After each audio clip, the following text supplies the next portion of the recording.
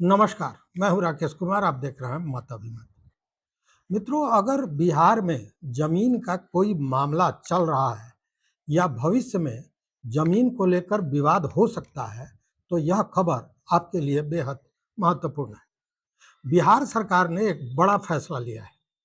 अब राजस्व न्यायालयों में सुनवाई के दौरान कोई भी व्यक्ति हाथ में फाइल लेकर नहीं जा सकेगा। न कोई कागजी दस्तावेज जमा किया जा सकेगा, न कोई भौतिक साक्ष्य स्वीकार किया जाएगा। अब सब कुछ केवल ऑनलाइन होगा, मतलब डिजिटल होगा। सुनने में व्यवस्था आधुनिक और पारदर्शी लगती है, और इसको लेकर तमाम जो मीडिया में आपको खबरें मिल रही होंगी, उसमें हो रहा होगा कि अब तो कोई परेशानी ही नहीं होगी, तमाम तरह की बातें। लेकिन यहीं से शुरू होता है सबसे बड़ा सवाल। अगर सरकारी रिकॉर्ड ही ऑनलाइन नहीं है, तो आम आदमी को न्याय मिलेगा तो कैसे मिलेगा? कैसे न्याय मिल पाएगा? अगर विभाग ने अपना दस्तावेजों को डिजिटल ही नहीं किए हैं, तो क्या आपकी गलती मानी जाएगी? आज इसी पूरे मुद्दे की तह तक चलने का प्रयास करते हैं। सरकार ने क्या फैसला लिया मित्रों? राजस्व एवं भूमि सुधार विभाग ने निर्देश जारी किया है। आरसीएमएस मतलब रेवेन्यू कोर्ट मैनेजमेंट सिस्टम के तहत दर्ज मामलों में अब केवल पोर्टल पर उपलब्ध दस्तावेजों और साक्ष्यों के आधार पर ही सुनवाई होगी। यानी कोई फाइल लेकर कोर्ट नहीं जाएगा, कोई कागजी दस्तावेज स्वीकार नहीं किया जाएगा। यदि नया दस्तावेज देना है तो उसे केवल पोर्टल पर अपलोड करना होगा। सरकार का तर्क है कि इससे पारदर्शिता बढ़ेगी, रिकॉर्ड सुरक्षित रहेगा और भ्रष्टाचार कम होगा। सिद्धांत रूप से यह फैसला बिल्कुल सही लगता है, इसमें भी कहीं शक नहीं है। लेकिन असली सवाल अब शुरू होता है। सरकार कह रही है कागज नहीं चलेगा, सिर्फ ऑनलाइन रिकॉर्ड चलेगा। लेकिन सवाल यह है कि ऑनलाइन करेगा तो कौन करेगा? सारे दस्तावेजों को ऑनलाइन करना किसका काम है?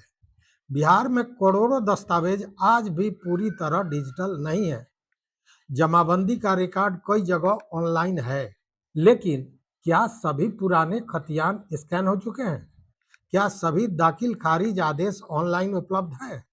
क्या सभी सीमांकन रिपोर्ट पोर्टल पर है? क्या सभी पुराने बंदोबस्त रिकॉर्ड डिजिटल हो चुके हैं? सवाल बहुत बड़ा है।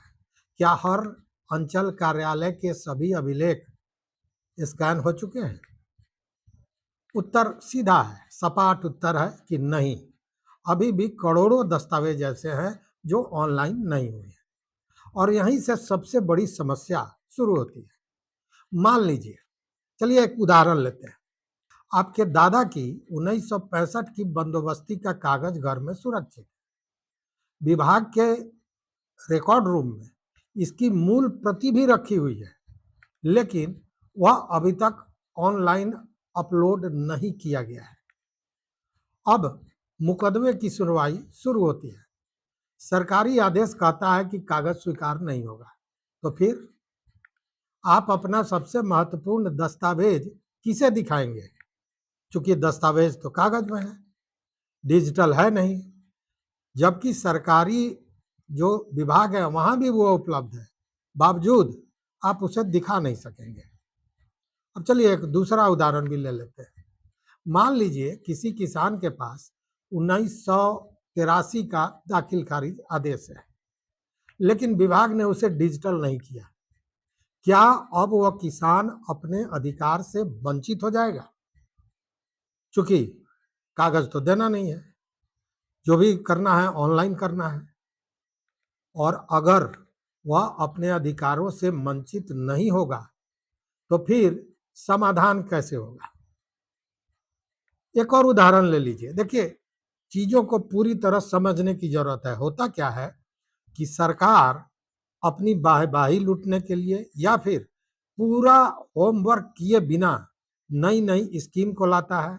स्कीम लाता है, कुछ दिन चलता है, फिर वो बंद हो जाता है। आप सर्वे से लेकर आज तक देखते जाइए ना, जो सर्वे की प्रक्रिया अगर वही एक अकेले सर्वे की प्रक्रिया को ढंग से पूरा किया गया होता तो ना महाअभियान की जरूरत पड़ती, ना अभी जो घर घर जाके कर्मचारी जमाबंदी कराएंगे इसकी जरूरत पड़ती, किसी चीज की जरूरत नहीं पड़ती। लेकिन भाग दौड़ में सर्वे को लागू कर दिया गया, हुआ नहीं। महाअभियान भी टाटा फीस हो गया और अब फिर एक नई प्रक्रिया शुरू हो गई और अब तो राजस्व न्यायालय में कागज फ्री कर दिया गया। कागजी दस्तावेज को साक्ष्य माना ही नहीं जाएगा। अब चलिए एक तीसरा उदाहरण लीजिए। कई बार पुराने नक्शे हाथ से बने हुए हैं, कई जगह खतियान फटे हुए हैं। आप देखिएगा पुराने जो नक्शे हैं वो हाथ से बनाए जाते थे, बहुत आपको मिलेंगे वैसे, और जो फट गया है, खतियान फटे हुए तो मिलेंगे ही क्योंकि बहुत पुराने हैं। कई अभिलेख रिकॉर्ड रूम में पड़े हुए हैं, लेकिन यदि वह पोर्टल पर नहीं है तो न्यायालय किस रिकॉर्ड के आधार पर फैसला करेगा? यह बहुत बड़ा प्रश्न है और सबसे बड़ा कानूनी प्रश्न है मित्रों कि भारतीय न्याय व्यवस्था का मूल सिद्धांत है कि किसी व्यक्ति को केवल इसलिए न्याय से वंचित नहीं किया जा सकता है क्योंकि सरकार अपना रिकॉर्ड व्यवस्थित नहीं रख सकी। गलती सरकार की, और भोगेगा कौन? जो व्यक्ति अपने न्याय के लिए राजस्व न्यायालय में पहुंचा हुआ है। यदि विभाग ने दस्तावेज डिजिटल नहीं किए हैं तो उसका नुकसान नागरिक को क्यों उठाना पड़े? आप सोचिए जरा, गलती विभाग की और उसका खामियाजा भुगतना होगा उस नागरिक को। और यही सवाल आने वाले दिनों में सबसे ज्यादा उठ सकता है। लेकिन अब जरा सोचिए कि जिम्मेवारी किसकी है, किसकी होनी चाहिए? क्या हर नागरिक खुद अपने दस्तावेज स्कैन करके अपलोड करेगा या विभाग अपने रिकॉर्ड को डिजिटल करेगा? यदि दोनों के रिकॉर्ड में अंतर हुआ तो सही किसे माना जाएगा? यह भी एक बड़ा सवाल है। यदि पोर्टल पर गलत प्रति अपलोड हो गई तो उसे सुधारेगा कौन? यदि सर्वर काम नहीं कर रहा है तो सुनवाई टलेगी या फिर नहीं? ये सभी सवाल अभी भी अस्पष्ट हैं, इसका कोई स्पष्ट जवाब नहीं है।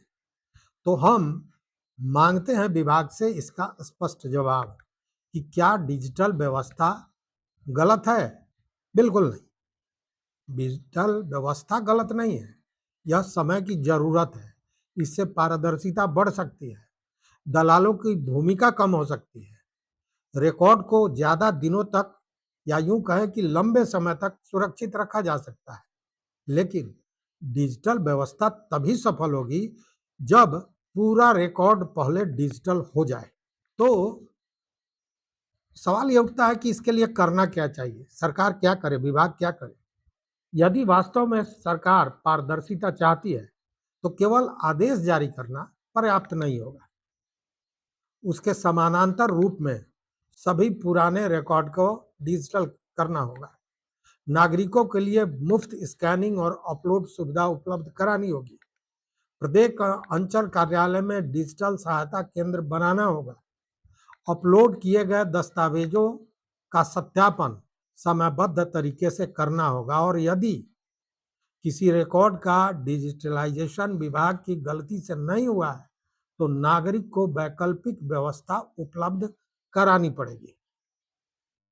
लेकिन मित्रों, सबसे बड़ी चिंता कि बिहार में लाखों ग्रामीण ऐसे हैं जिन्हें ईमेल चलाना आता ही नहीं है, पीडीएफ बनाना नहीं आता है, स्कैन करना नहीं आता है, आरसीएमएस पोर्टल का उपयोग करना नहीं आता है या नहीं आ सकेगा। ऐसे लोग क्या करेंगे?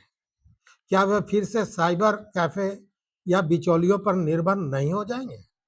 निश्चित रूप से, क्योंकि वो जाएंगे साइबर कैफे और फिर वहां उनका समय जो बर्बाद होगा तो वो होगा ही, साथ में आर्थिक शोषण भी होगा।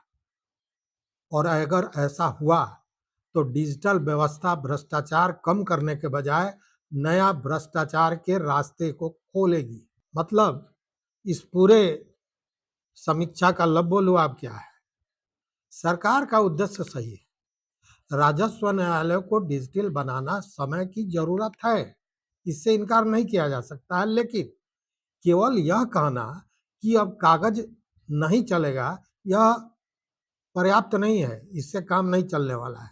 जब तक प्रत्येक खतियान, जमाबंदी, दाखिल खारिज, नक्शा, सीमांकन रिपोर्ट और पुराने जितने भी अभिलेख हैं उसे पूरी तरह ऑनलाइन उपलब्ध नहीं कराया जाता, तब तक केवल ऑनलाइन दस्तावेजों के आधार पर न्याय देना व्यवहारिक चुनौती बना रहेगा।